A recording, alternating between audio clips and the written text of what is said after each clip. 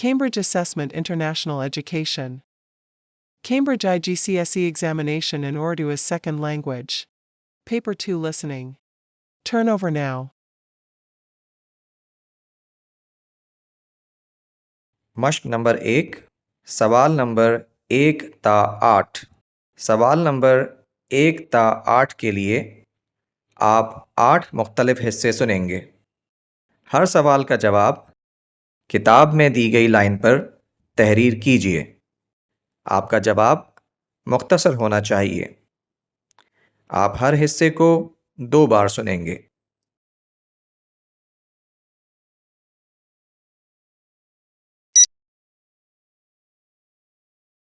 سوال نمبر 1۔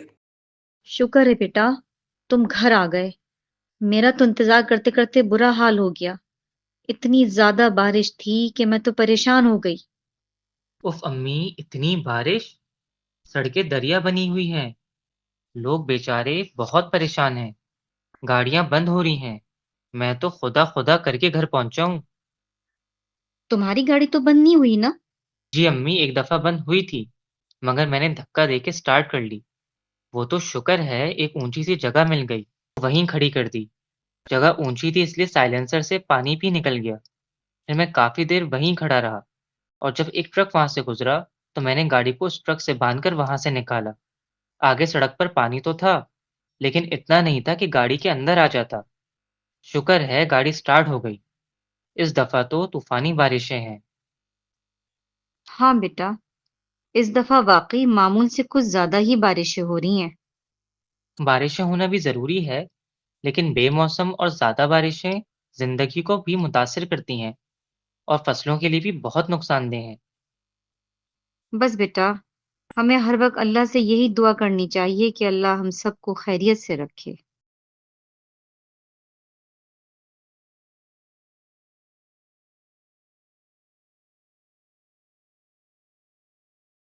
سوال نمبر 1۔ شکر ہے بیٹا، تم گھر آ گئے۔ میرا تو انتظار کرتے کرتے برا حال ہو گیا۔ اتنی زیادہ بارش تھی کہ میں تو پریشان ہو گئی۔ اف امی، اتنی بارش! سڑکیں دریا بنی ہوئی ہیں، لوگ بیچارے بہت پریشان ہیں، گاڑیاں بند ہو رہی ہیں۔ میں تو خدا خدا کر کے گھر پہنچا ہوں۔ تمہاری گاڑی تو بند نہیں ہوئی نا؟ جی امی، ایک دفعہ بند ہوئی تھی، مگر میں نے دھکا دے کے سٹارٹ کر لی۔ وہ تو شکر ہے ایک اونچی سی جگہ مل گئی، وہیں کھڑی کر دی۔ جگہ اونچی تھی اس لیے سائلنسر سے پانی بھی نکل گیا۔ پھر میں کافی دیر وہیں کھڑا رہا، اور جب ایک ٹرک وہاں سے گزرا تو میں نے گاڑی کو اس ٹرک سے باندھ کر وہاں سے نکالا۔ آگے سڑک پر پانی تو تھا، لیکن اتنا نہیں تھا کہ گاڑی کے اندر آ جاتا۔ شکر ہے گاڑی سٹارٹ ہو گئی۔ اس دفعہ تو طوفانی بارشیں ہیں۔ ہاں بیٹا، اس دفعہ واقعی معمول سے کچھ زیادہ ہی بارشیں ہو رہی ہیں۔ بارشیں ہونا بھی ضروری ہے، لیکن بے موسم اور زیادہ بارشیں زندگی کو بھی متاثر کرتی ہیں اور فصلوں کے لیے بھی بہت نقصان دہ ہیں۔ بس بیٹا، ہمیں ہر وقت اللہ سے یہی دعا کرنی چاہیے کہ اللہ ہم سب کو خیریت سے رکھے۔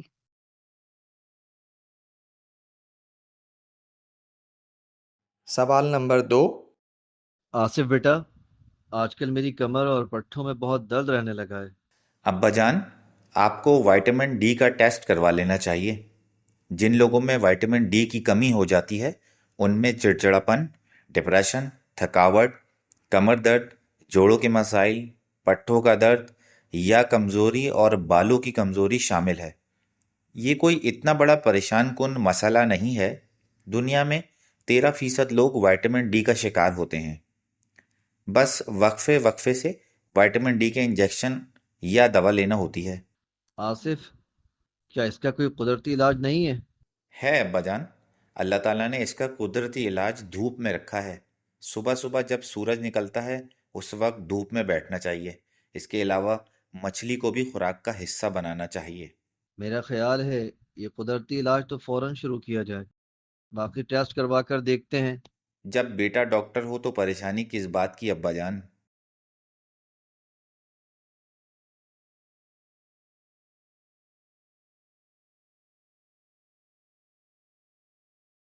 سوال نمبر 2۔ آصف بیٹا، آج کل میری کمر اور پٹھوں میں بہت درد رہنے لگا ہے۔ ابا جان، آپ کو وائٹامن ڈی کا ٹیسٹ کروا لینا چاہیے۔ جن لوگوں میں وائٹامن ڈی کی کمی ہو جاتی ہے ان میں چڑچڑاپن، ڈپریشن، تھکاوٹ، کمر درد، جوڑوں کے مسائل، پٹھوں کا درد یا کمزوری اور بالوں کی کمزوری شامل ہے۔ یہ کوئی اتنا بڑا پریشان کن مسئلہ نہیں ہے۔ دنیا میں 13% لوگ وائٹامن ڈی کا شکار ہوتے ہیں۔ بس وقفے وقفے سے وائٹامن ڈی کے انجیکشن یا دوا لینا ہوتی ہے۔ آصف، کیا اس کا کوئی قدرتی علاج نہیں ہے؟ ہے ابا جان، اللہ تعالیٰ نے اس کا قدرتی علاج دھوپ میں رکھا ہے۔ صبح صبح جب سورج نکلتا ہے اس وقت دھوپ میں بیٹھنا چاہیے۔ اس کے علاوہ مچھلی کو بھی خوراک کا حصہ بنانا چاہیے۔ میرا خیال ہے یہ قدرتی علاج تو فوراً شروع کیا جائے، باقی ٹیسٹ کروا کر دیکھتے ہیں۔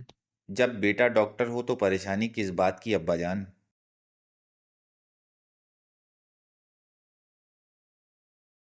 سوال نمبر 3۔ کاشف بھائی، مجھے مہاجر پرندوں کے عالمی دن کے بارے میں ایک پروجیکٹ بنانا ہے، مجھے اس بارے میں کچھ بتائیے۔ تانیہ، ہر سال 9 نومبر کو مہاجر پرندوں کے عالمی دن کے طور پر منایا جاتا ہے۔ یہ دن کیوں منایا جاتا ہے کاشف بھائی؟ تانیہ، یہ دن بنانے کا مقصد لوگوں میں مہاجر پرندوں کا تحفظ اور ہماری زمین کے لیے ان کی اہمیت کو اجاگر کرنا ہے۔ پرندے کیوں ہجرت کرتے ہیں؟ یہ پرندے خوراک کے حصول اور مناسب موسم کی تلاش کے لیے ایک جگہ سے دوسری جگہ ہجرت کرتے ہیں۔ شکریہ کاشف بھائی، اب میں اپنا پروجیکٹ آسانی سے مکمل کر سکوں گی۔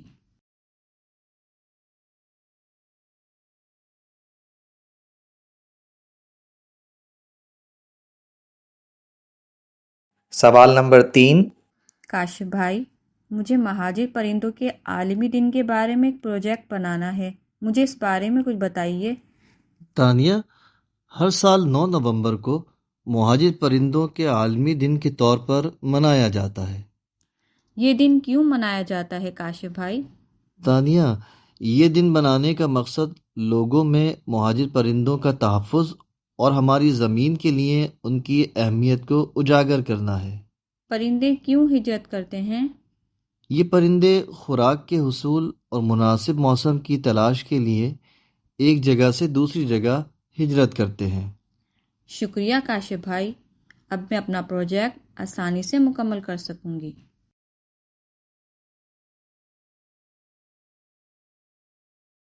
سوال نمبر 4۔ خواتین و حضرات متوجہ ہوں۔ خواتین و حضرات، آپ کو عادل موورز کی طرف سے خوش آمدید۔ امید ہے کہ عادل موورز کی ہمراہی میں آپ ایک خوشگوار سفر سے لطف اندوز ہوں گے۔ ہم لاہور سے براستہ موٹر وے 2 گھنٹے 15 منٹ میں فیصل آباد پہنچ جائیں گے۔ آپ سے گزارش ہے کہ اپنے دستی سامان کو بحفاظت اپنے پاس رکھیے۔ گم ہونے کی صورت میں ادارہ ذمہ دار نہ ہوگا۔ بس میں سگریٹ نوشی کی اجازت نہیں، اس لیے سگریٹ نوشی سے پرہیز کیجیے۔ آپ کی توجہ کا شکریہ۔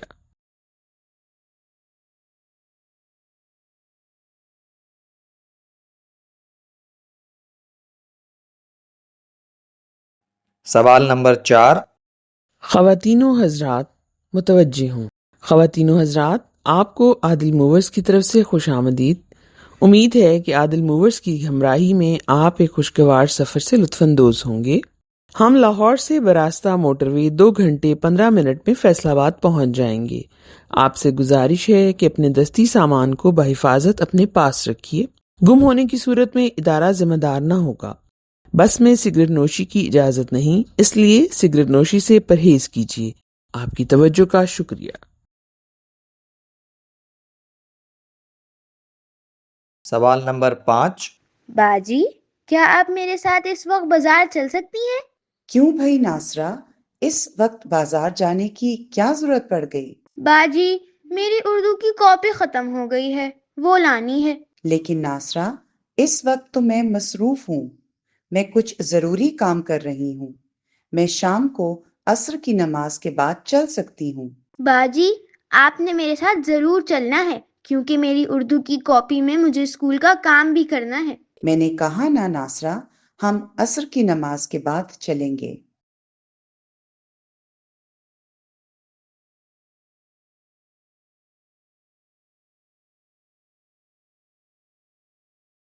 سوال نمبر 5۔ باجی، کیا آپ میرے ساتھ اس وقت بازار چل سکتی ہیں؟ کیوں بھائی ناصرہ، اس وقت بازار جانے کی کیا ضرورت پڑ گئی؟ باجی، میری اردو کی کاپی ختم ہو گئی ہے، وہ لانی ہے۔ لیکن ناصرہ، اس وقت تو میں مصروف ہوں، میں کچھ ضروری کام کر رہی ہوں، میں شام کو عصر کی نماز کے بعد چل سکتی ہوں۔ باجی، آپ نے میرے ساتھ ضرور چلنا ہے کیونکہ میری اردو کی کاپی میں مجھے اسکول کا کام بھی کرنا ہے۔ میں نے کہا نا ناصرہ، ہم عصر کی نماز کے بعد چلیں گے۔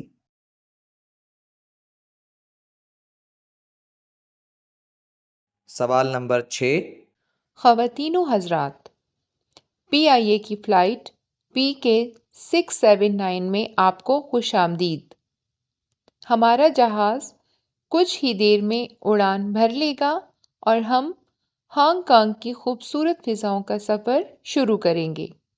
آپ سے گزارش ہے کہ اپنے نشست کا بند باندھ لیجئے اور اطمینان کر لیجئے کہ آپ نے اپنا دستی سامان نشست کے بالائی خانے میں بحفاظت رکھ دیا ہے۔ آپ سے یہ بھی گزارش ہے کہ کھانے کی میز بند رکھیے، نیز اپنے موبائل فون اور لیپ ٹاپ بند کر لیجئے تاکہ یہ پرواز کے دوران سگنلز میں رکھنے کا باعث نہ بنے۔ PIA کے تمام جہازوں میں تمباکو نوشی ممنوع ہے، اس لیے تمباکو نوشی سے اجتناب کیجیے۔ PIA کا انتخاب کرنے پر ہم آپ کی شکر گزار ہیں۔ امید ہے کہ آپ کا سفر ہمارے ساتھ خوشگوار گزرے گا۔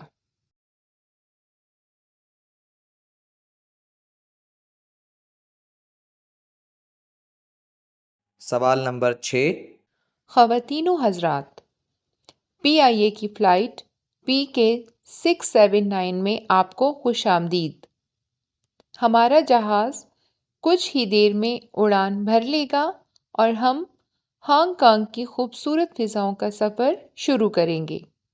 آپ سے گزارش ہے کہ اپنے نشست کا بند باندھ لیجئے اور اطمینان کر لیجئے کہ آپ نے اپنا دستی سامان نشست کے بالائی خانے میں بحفاظت رکھ دیا ہے۔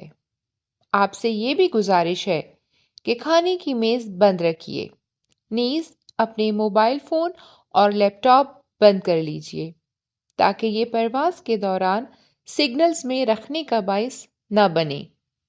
PIA کے تمام جہازوں میں تمباکو نوشی ممنوع ہے، اس لیے تمباکو نوشی سے اجتناب کیجیے۔ PIA کا انتخاب کرنے پر ہم آپ کی شکر گزار ہیں۔ امید ہے کہ آپ کا سفر ہمارے ساتھ خوشگوار گزرے گا۔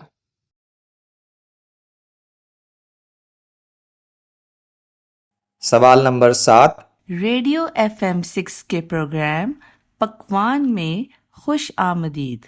آج ہم آپ کی خدمت میں ایک انتہائی مزیدار پین کیک بنانے کا طریقہ پیش کر رہے ہیں۔ امید ہے کہ کیک بنانے کی یہ ترکیب آپ کو پسند آئے گی۔ سب سے پہلے یہ چیزیں لے لیجیے: میدا 1 پیالی، چینی اور نمک 1 چٹکی، انڈا 1 عدد، دودھ یا پانی 1 پیالی، آئل یا گھی 4 سے 6 کھانے کے چمچے۔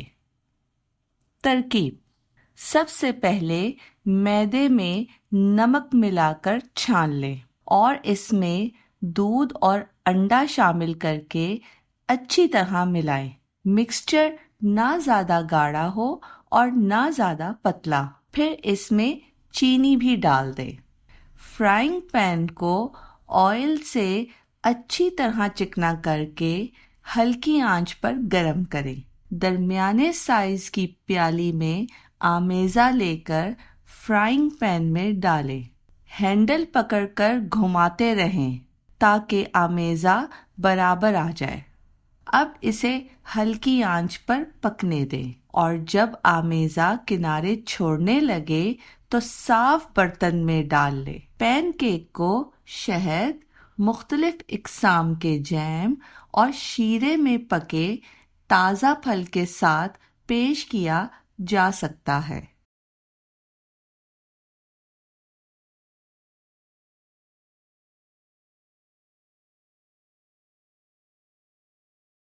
सवाल नंबर 7। रेडियो FM 6 के प्रोग्राम पकवान में खुश आमदीद। आज हम आपकी खिदमत में एक इंतहाई मज़ेदार पैन केक बनाने का तरीका पेश कर रहे हैं। उम्मीद है कि केक बनाने की ये तरकीब आपको पसंद आएगी। सबसे पहले ये चीज़ें ले लीजिए। मैदा 1 प्याली, चीनी और नमक 1 चुटकी, अंडा 1 अदद, दूध या पानी 1 प्याली, ऑयल या घी 4 से 6 खाने के चमचे। तरकीब: सबसे पहले मैदे में नमक मिलाकर छान लें और इसमें दूध और अंडा शामिल करके अच्छी तरह मिलाएं। मिक्सचर ना ज़्यादा गाढ़ा हो और ना ज़्यादा पतला। फिर इसमें चीनी भी डाल दें। फ्राइंग पैन को ऑयल से अच्छी तरह चिकना करके हल्की आंच पर गरम करें। दरमियाने साइज की प्याली में आमेज़ा लेकर फ्राइंग पैन में डालें। हैंडल पकड़कर घुमाते रहें ताकि आमेज़ा बराबर आ जाए। अब इसे हल्की आंच पर पकने दें और जब आमेज़ा किनारे छोड़ने लगे तो साफ बर्तन में डाल लें। पैन केक को शहद, मुख्तलिफ इक़साम के जैम और शीरे में पके ताज़ा फल के साथ पेश किया जा सकता है।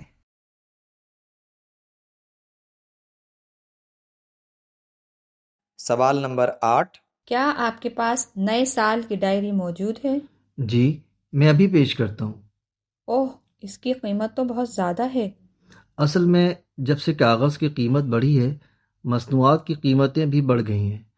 इसके अलावा मोबाइल फ़ोन की वजह से डायरी की इशाअत में भी कमी आ गई है। खैर, आप पसंद कर लीजिए, मैं रियायत कर दूंगा। डायरी तो मुझे लेनी है, आप इस पर क्या रियायत देंगे? मैं आपको 10% रियायत दे सकता हूँ। ठीक है, आप इसे पैक कर दीजिए।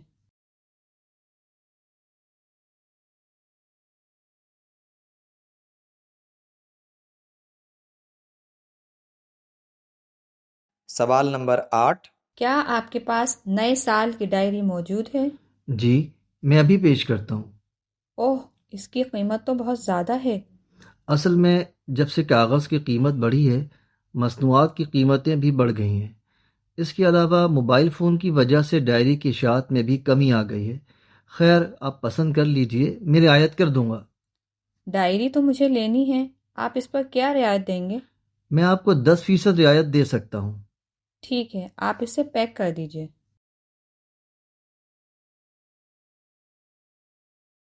मश्क नंबर 1 ख़त्म हुई। अब आप थोड़ी देर में मश्क नंबर 2 सुनेंगे।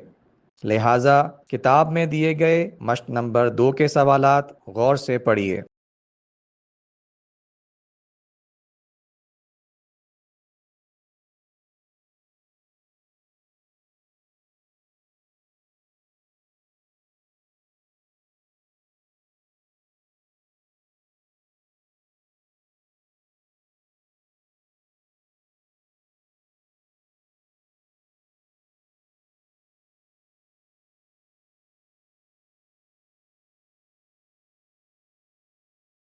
मश्क नंबर 2, सवाल नंबर 9।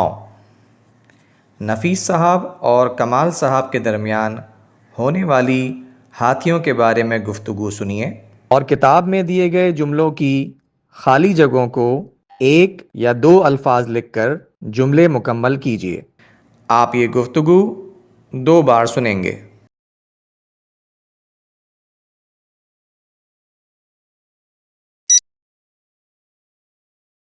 हाथी एक इंतहाई शरीफ जानवर है।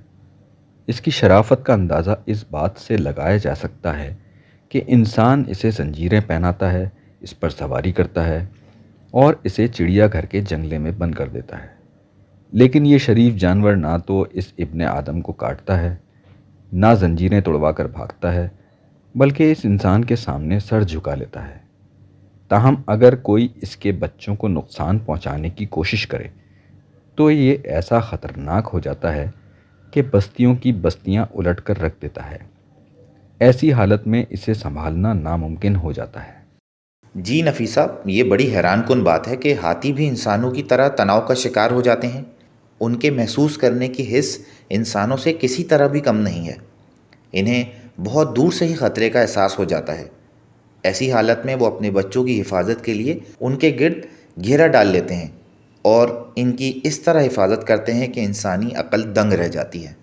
جی کمال صاحب، آپ درست فرما رہے ہیں۔ ہاتھیوں کا سونا بھی عجیب ہے۔ یہ حیران کن بات ہے کہ اتنا بڑا جانور ہونے کے باوجود یہ بہت کم سوتے ہیں۔ اس حیران کن بات کا انکشاف ایک تجزیاتی رپورٹ میں کیا گیا ہے۔ جنوبی افریقہ میں ایک یونیورسٹی کے پروفیسر پال مینگر اور ان کی ٹیم نے ہاتھیوں کے سونے کے طریقہ کار کے بارے میں جاننے کے لیے ہاتھیوں کے ایک گروہ کا 5 ہفتوں تک جائزہ لینے کے بعد ان کے سونے کے طریقہ کار کے بارے میں نئی معلومات فراہم کرتے ہوئے بتایا کہ چڑیا گھروں میں موجود ہاتھی دن میں 4 سے 6 گھنٹے تک سوتے ہیں، لیکن قدرتی ماحول میں رہنے والے ہاتھی صرف 2 گھنٹے ہی نیند کر پاتے ہیں، اور وہ بھی زیادہ تر رات کو۔ جنگل میں رہنے والے ہاتھی شاید اس وجہ سے کم سوتے ہیں کہ انہیں اپنی اور اپنے بچوں کی حفاظت کے لیے زیادہ دیر تک جاگنا پڑتا ہے۔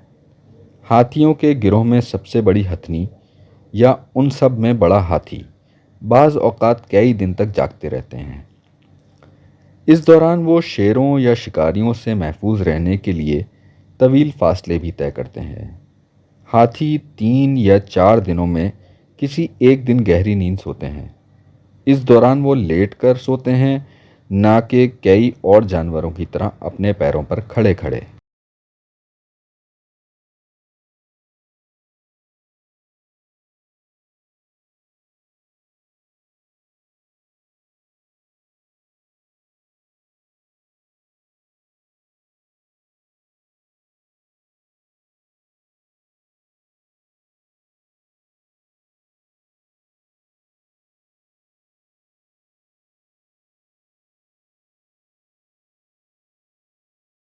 اب آپ یہ گفتگو دوبارہ سنیے۔ ہاتھی ایک انتہائی شریف جانور ہے۔ اس کی شرافت کا اندازہ اس بات سے لگایا جا سکتا ہے کہ انسان اسے زنجیریں پہناتا ہے، اس پر سواری کرتا ہے اور اسے چڑیا گھر کے جنگلے میں بند کر دیتا ہے، لیکن یہ شریف جانور نہ تو اس ابن آدم کو کاٹتا ہے، نہ زنجیریں توڑوا کر بھاگتا ہے، بلکہ اس انسان کے سامنے سر جھکا لیتا ہے۔ تاہم اگر کوئی اس کے بچوں کو نقصان پہنچانے کی کوشش کرے تو یہ ایسا خطرناک ہو جاتا ہے کہ بستیوں کی بستیاں الٹ کر رکھ دیتا ہے۔ ایسی حالت میں اسے سنبھالنا ناممکن ہو جاتا ہے۔ جی نفیسہ، یہ بڑی حیران کن بات ہے کہ ہاتھی بھی انسانوں کی طرح تناؤ کا شکار ہو جاتے ہیں۔ ان کے محسوس کرنے کی حس انسانوں سے کسی طرح بھی کم نہیں ہے۔ انہیں بہت دور سے ہی خطرے کا احساس ہو جاتا ہے۔ ایسی حالت میں وہ اپنے بچوں کی حفاظت کے لیے ان کے گرد گھیرا ڈال لیتے ہیں اور ان کی اس طرح حفاظت کرتے ہیں کہ انسانی عقل دنگ رہ جاتی ہے۔ جی کمال صاحب، آپ درست فرما رہے ہیں۔ ہاتھیوں کا سونا بھی عجیب ہے۔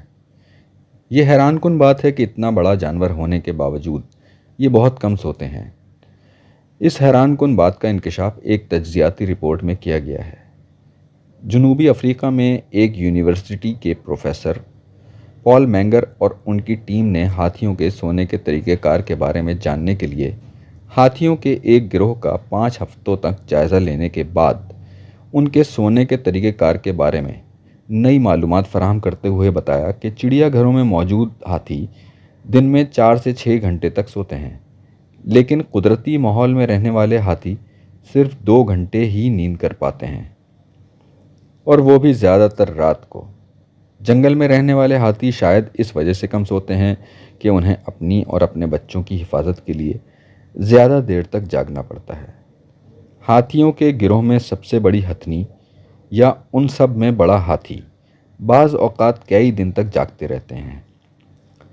اس دوران وہ شیروں یا شکاریوں سے محفوظ رہنے کے لیے طویل فاصلے بھی طے کرتے ہیں۔ ہاتھی 3 یا 4 دنوں میں کسی ایک دن گہری نیند سوتے ہیں۔ اس دوران وہ لیٹ کر سوتے ہیں، نہ کہ کئی اور جانوروں کی طرح اپنے پیروں پر کھڑے کھڑے۔ مشق نمبر 2 ختم ہوئی۔ اب آپ تھوڑی دیر میں مشق نمبر 3 سنیں گے، لہٰذا کتاب میں دیے گئے مشق نمبر 3 کے سوالات غور سے پڑھیے۔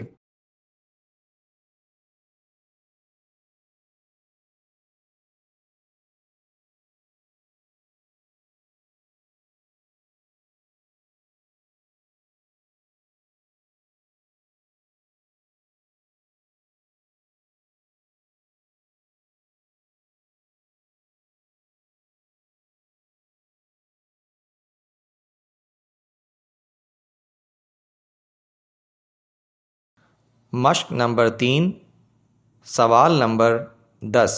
آپ انٹرنیٹ سے متعلق 6 لوگوں کی گفتگو سن رہے ہیں۔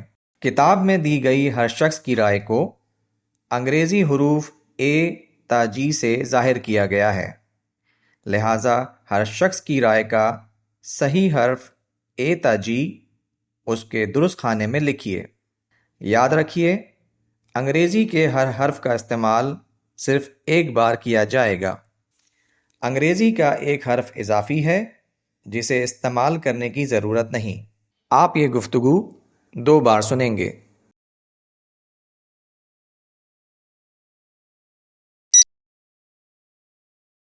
پہلی رائے: مجھے تو انٹرنیٹ میں کوئی دلچسپی نہیں، لوگ سارا دن اس پر ضائع کر دیتے ہیں اور انہیں حاصل کچھ بھی نہیں ہوتا۔ جو وقت اس پر ضائع کرنا ہے وہی وقت پڑھائی میں، ورزش میں یا کوئی کتاب پڑھنے میں لگایا جائے تو فائدہ ہوگا۔ دوسری رائے: انٹرنیٹ بہت فائدے کی چیز ہے، خاص طور پر ان لوگوں کے لیے جنہیں تحقیق کا شوق ہے۔ انسان کو جس بھی موضوع پر تحقیق کرنی ہو تو انٹرنیٹ زندگی کو آسان بنا دیتا ہے۔ انٹرنیٹ کے ذریعے انسان دوسروں کے لکھے ہوئے مقالہ جات اور تحقیق تک رسائی حاصل کر لیتا ہے۔ تیسری رائے: میرے خیال میں انٹرنیٹ سیاسی اور سماجی معلومات حاصل کرنے کا بہت اہم ذریعہ ہے۔ اس کی وجہ سے ہمیں سوشل میڈیا کے ذریعے تازہ ترین خبریں اور معلومات ملتی ہیں۔ نہ صرف معلومات ملتی ہیں بلکہ ہماری مرضی کے مطابق ملتی ہیں۔ سیاسی اور سماجی حالات پر سیر حاصل تبصرے بھی ملتے ہیں جن کی وجہ سے ہمیں اپنی رائے قائم کرنے کا موقع بھی ملتا ہے۔ یوں اس کے ذریعے کئی سیاسی معاملات پر رائے عامہ بھی استوار ہوتی ہے۔ چوتھی رائے: میرے خیال میں تو انٹرنیٹ تفریح کا بہترین ذریعہ ہے۔ اس کے ذریعے ہم اپنی پسند کی فلمیں دیکھ سکتے ہیں، موسیقی سے لطف اندوز ہو سکتے ہیں، طرح طرح کے پروگرامز دیکھ سکتے ہیں۔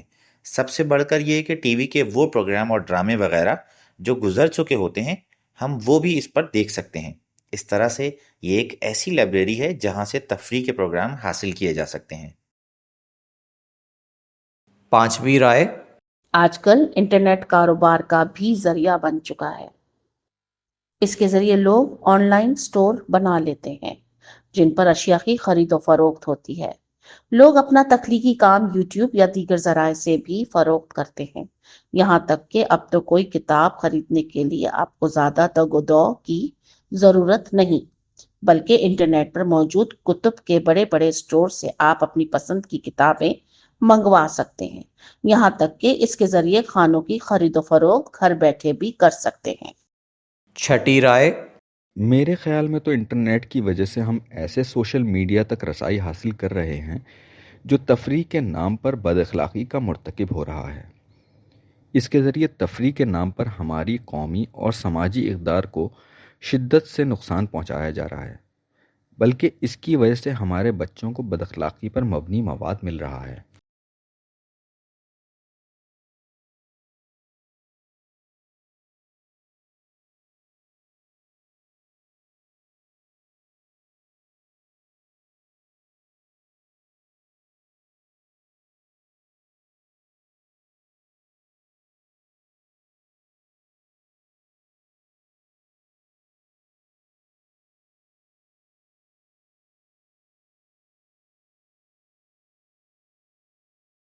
اب آپ یہ گفتگو دوبارہ سنیے۔ پہلی رائے: مجھے تو انٹرنیٹ میں کوئی دلچسپی نہیں، لوگ سارا دن اس پر ضائع کر دیتے ہیں اور انہیں حاصل کچھ بھی نہیں ہوتا۔ جو وقت اس پر ضائع کرنا ہے وہی وقت پڑھائی میں، ورزش میں یا کوئی کتاب پڑھنے میں لگایا جائے تو فائدہ ہوگا۔ دوسری رائے، انٹرنیٹ بہت فائدے کی چیز ہے، خاص طور پر ان لوگوں کے لیے جنہیں تحقیق کا شوق ہے۔ انسان کو جس بھی موضوع پر تحقیق کرنی ہو تو انٹرنیٹ زندگی کو آسان بنا دیتا ہے۔ انٹرنیٹ کے ذریعے انسان دوسروں کے لکھے ہوئے مقالہ جات اور تحقیق تک رسائی حاصل کر لیتا ہے۔ تیسری رائے، میرے خیال میں انٹرنیٹ سیاسی اور سماجی معلومات حاصل کرنے کا بہت اہم ذریعہ ہے۔ اس کی وجہ سے ہمیں سوشل میڈیا کے ذریعے تازہ ترین خبریں اور معلومات ملتی ہیں۔ نہ صرف معلومات ملتی ہیں بلکہ ہماری مرضی کے مطابق ملتی ہیں۔ سیاسی اور سماجی حالات پر سیر حاصل تبصرے بھی ملتے ہیں جن کی وجہ سے ہمیں اپنی رائے قائم کرنے کا موقع بھی ملتا ہے۔ یوں اس کے ذریعے کئی سیاسی معاملات پر رائے عامہ بھی استوار ہوتی ہے۔ چوتھی رائے، میرے خیال میں تو انٹرنیٹ تفریح کا بہترین ذریعہ ہے۔ اس کے ذریعے ہم اپنی پسند کی فلمیں دیکھ سکتے ہیں، موسیقی سے لطف اندوز ہو سکتے ہیں، طرح طرح کے پروگرامز دیکھ سکتے ہیں۔ سب سے بڑھ کر یہ کہ ٹی وی کے وہ پروگرام اور ڈرامے وغیرہ جو گزر چکے ہوتے ہیں ہم وہ بھی اس پر دیکھ سکتے ہیں۔ اس طرح سے یہ ایک ایسی لائبریری ہے جہاں سے تفریح کے پروگرام حاصل کیے جا سکتے ہیں۔ پانچویں رائے، آج کل انٹرنیٹ کاروبار کا بھی ذریعہ بن چکا ہے۔ اس کے ذریعے لوگ آن لائن سٹور بنا لیتے ہیں جن پر اشیاء کی خرید و فروخت ہوتی ہے۔ لوگ اپنا تخلیقی کام یوٹیوب یا دیگر ذرائع سے بھی فروخت کرتے ہیں۔ یہاں تک کہ اب تو کوئی کتاب خریدنے کے لیے آپ کو زیادہ تگ و دو کی ضرورت نہیں، بلکہ انٹرنیٹ پر موجود کتب کے بڑے بڑے سٹور سے آپ اپنی پسند کی کتابیں منگوا سکتے ہیں۔ یہاں تک کہ اس کے ذریعے کھانوں کی خرید و فروخت گھر بیٹھے بھی کر سکتے ہیں۔ چھٹی رائے، میرے خیال میں تو انٹرنیٹ کی وجہ سے ہم ایسے سوشل میڈیا تک رسائی حاصل کر رہے ہیں جو تفریح کے نام پر بد اخلاقی کا مرتکب ہو رہا ہے۔ اس کے ذریعے تفریح کے نام پر ہماری قومی اور سماجی اقدار کو شدت سے نقصان پہنچایا جا رہا ہے، بلکہ اس کی وجہ سے ہمارے بچوں کو بد اخلاقی پر مبنی مواد مل رہا ہے۔ مشق نمبر 3 ختم ہوئی۔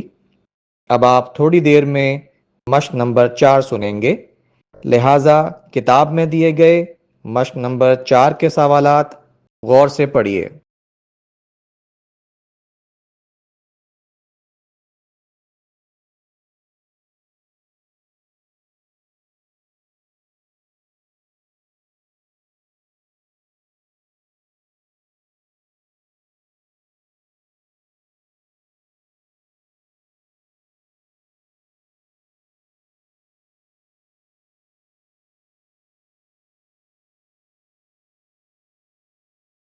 مشق نمبر 4، سوال نمبر 11 تا 18۔ آپ ریڈیو پر ماہر غذائیات محترمہ کنول اقبال سے یورک ایسڈ کے بارے میں لیا گیا ایک انٹرویو سن رہے ہیں۔ کتاب میں دیے گئے ہر سوال کے ممکنہ جوابات اے، بی یا سی میں سے صحیح جواب کے سامنے دیے گئے خانے میں درست کا نشان لگائیے۔ آپ یہ انٹرویو 2 بار سنیں گے۔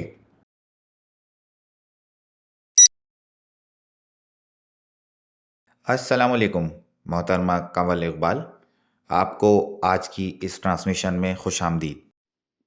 وعلیکم السلام اور شکریہ کہ آپ نے مجھے یہ اعزاز بخشا۔ ہمیں سب سے پہلے یہ بتائیے کہ یہ یورک ایسڈ کیا ہوتا ہے اور یہ کیسے بنتا ہے؟ یورک ایسڈ ایک تیزابی مادہ ہے جو ہر انسان میں پایا جاتا ہے۔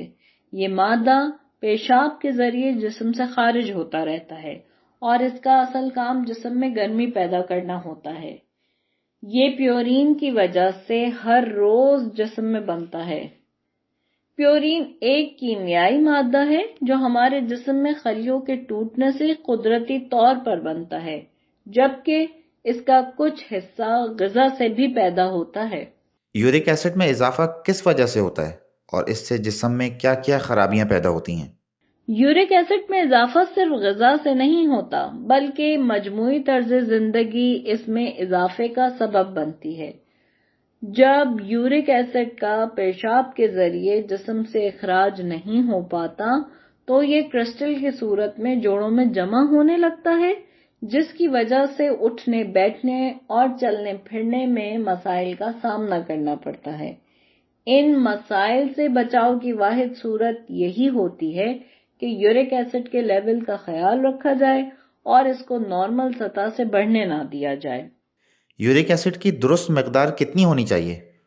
مردوں میں یورک ایسڈ کی مقدار 3 سے 7 ملی گرام اور خواتین میں اس کی مقدار 2 سے 6 ملی گرام ہونی چاہیے۔ یورک ایسڈ بڑھنے کی کیا وجوہات ہو سکتی ہیں؟ یورک ایسڈ بڑھنے کی وجوہات یہ ہو سکتی ہیں: کچھ اقسام کی جلدی بیماریاں، ذہنی دباؤ، گردوں کی بیماری، ورزش نہ کرنا، گوشت کا زیادہ استعمال اور موٹاپا وغیرہ۔ یورک ایسڈ کے بڑھنے کی کیا علامات ہو سکتی ہیں؟ یورک ایسڈ کے بڑھنے کی علامات یہ ہو سکتی ہیں: جوڑوں میں شدید درد اور کھچاؤ، اٹھنے بیٹھنے اور چلنے پھرنے میں مشکلات، جوڑوں میں سرخی یا سوزش، پیر کے انگوٹھوں میں سوزش وغیرہ۔ کون سی غذائیں یورک ایسڈ میں اضافے کی وجہ بنتی ہیں؟ اگر آپ کو یورک ایسڈ کی ان علامات یا ان میں سے کسی بھی علامت کا سامنا ہو تو آپ کو یہ غذائیں چھوڑنا ہوں گی، کیونکہ ان غذاؤں کی وجہ سے یورک ایسڈ بڑھ سکتا ہے۔ ان غذاؤں سے مکمل پرہیز یا ان کے استعمال میں کمی سے یورک ایسڈ کنٹرول کرنے میں مدد ملے گی۔ خشک پھلیاں، مٹر، گوشت، گوبھی، مچھلی، مشروم۔ اس کے علاوہ کچھ تحقیقات سے ثابت ہوا ہے کہ ایسی غذائیں جن میں شکر زیادہ ہوتی ہے وہ بھی یورک ایسڈ کی مقدار بڑھا سکتی ہیں، لہذا بازاری اشیاء خریدنے سے پہلے اس بات کو یقینی بنا لیں کہ اس چیز میں شکر نہیں ہے۔ اسی طرح فروٹ، جوسز اور سافٹ ڈرنکس میں بھی کافی مقدار میں شکر ہوتی ہے جو جسم میں تیزی سے جذب ہوتی ہے، اس لیے ان اشیاء سے پرہیز بھی لازمی کرنا ہوگا۔ یورک ایسڈ کی زیادتی پر قابو پانے کے لیے کیا تدابیر اختیار کی جا سکتی ہیں؟ جی، اس حوالے سے کچھ گھریلو علاج مفید ثابت ہوتے ہیں۔ ایسی غذائیں جن میں فائبر زیادہ مقدار میں موجود ہو استعمال کرنے سے یورک ایسڈ کے لیول میں کمی آتی ہے۔ ان غذاؤں میں دلیا، جو، اسبگول، سیب، بروکلی، کھیرا، گاجر اور کیلا وغیرہ شامل ہیں۔ تاہم ایسے افراد جن کی عمر 60 سال سے زیادہ ہو یا بلڈ پریشر کے مریض ہوں تو ڈاکٹر کے مشورے کے مطابق عمل کریں۔ فوری طور پر وزن میں کمی یورک ایسڈ کا لیول کم کرنے میں مددگار ثابت ہوگی۔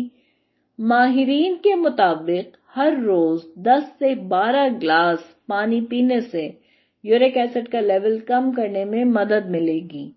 اجوائن نظام انہضام کی صفائی میں اہم کردار ادا کرنے کے ساتھ ساتھ جسم کو یورک ایسڈ سے بھی نجات دلانے میں مدد فراہم کرتا ہے۔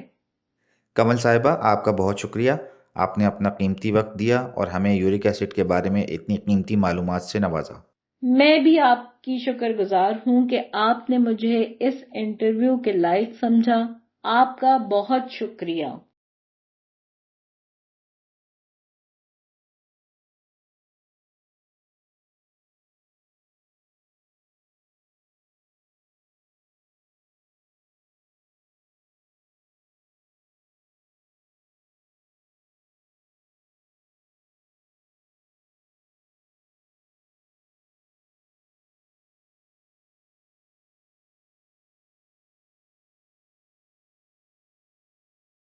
اب آپ یہ انٹرویو دوبارہ سنیے۔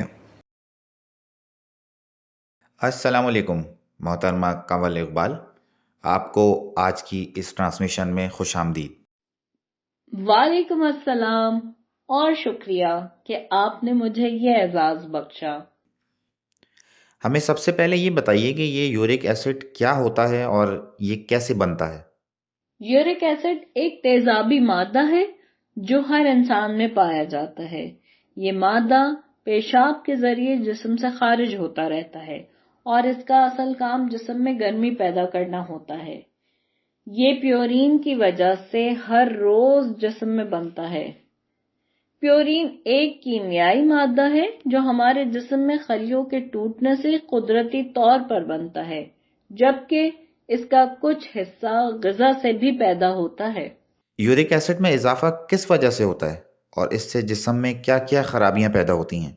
یورک ایسڈ میں اضافہ صرف غذا سے نہیں ہوتا بلکہ مجموعی طرز زندگی اس میں اضافے کا سبب بنتی ہے۔ جب یورک ایسڈ کا پیشاب کے ذریعے جسم سے اخراج نہیں ہو پاتا تو یہ کرسٹل کی صورت میں جوڑوں میں جمع ہونے لگتا ہے، جس کی وجہ سے اٹھنے بیٹھنے اور چلنے پھرنے میں مسائل کا سامنا کرنا پڑتا ہے۔ ان مسائل سے بچاؤ کی واحد صورت یہی ہوتی ہے کہ یورک ایسڈ کے لیول کا خیال رکھا جائے اور اس کو نارمل سطح سے بڑھنے نہ دیا جائے۔ یورک ایسڈ کی درست مقدار کتنی ہونی چاہیے؟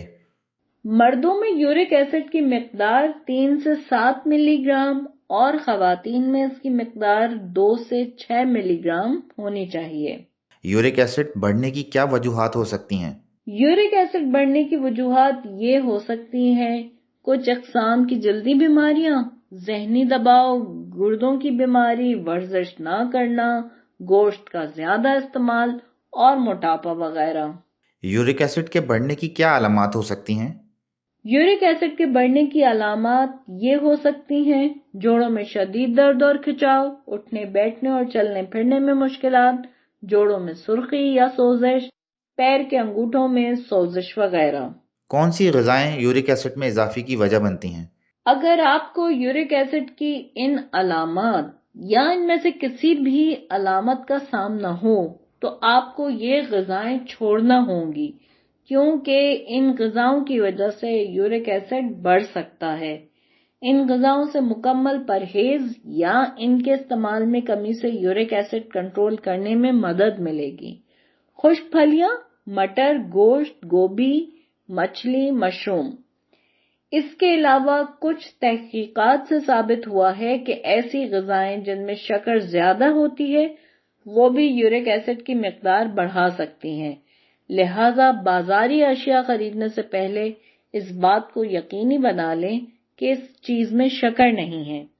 اسی طرح فروٹ، جوسز اور سافٹ ڈرنکس میں بھی کافی مقدار میں شکر ہوتی ہے جو جسم میں تیزی سے جذب ہوتی ہے، اس لیے ان اشیاء سے پرہیز بھی لازمی کرنا ہوگا۔ یورک ایسڈ کی زیادتی پر قابو پانے کے لیے کیا تدابیر اختیار کی جا سکتی ہیں؟ جی، اس حوالے سے کچھ گھریلو علاج مفید ثابت ہوتے ہیں۔ ایسی غذائیں جن میں فائبر زیادہ مقدار میں موجود ہو استعمال کرنے سے یورک ایسڈ کے لیول میں کمی آتی ہے۔ ان غذاؤں میں دلیا، جو، اسبگول، سیب، بروکلی، کھیرا، گاجر اور کیلا وغیرہ شامل ہیں۔ تاہم ایسے افراد جن کی عمر 60 سال سے زیادہ ہو یا بلڈ پریشر کے مریض ہوں تو ڈاکٹر کے مشورے کے مطابق عمل کریں۔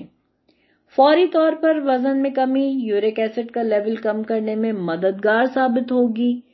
ماہرین کے مطابق ہر روز 10 سے 12 گلاس پانی پینے سے یورک ایسڈ کا لیول کم کرنے میں مدد ملے گی۔ اجوائن نظام انہضام کی صفائی میں اہم کردار ادا کرنے کے ساتھ ساتھ جسم کو یورک ایسڈ سے بھی نجات دلانے میں مدد فراہم کرتا ہے۔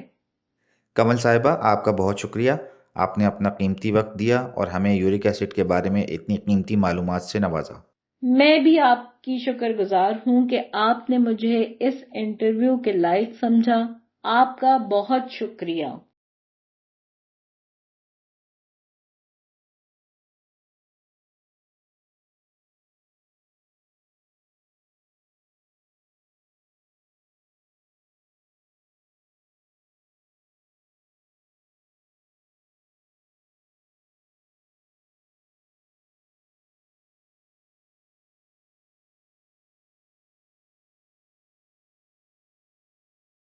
لسننگ پریکٹس کی یہ ریکارڈنگ یہاں ختم ہوئی اور اس کے ساتھ ساتھ یہ امتحان بھی ختم ہوا۔ لسننگ پریکٹس کی مزید ریکارڈنگ سننے کے لیے ہماری ویب سائٹ www.bookmark.com.pk کا وزٹ کیجیے۔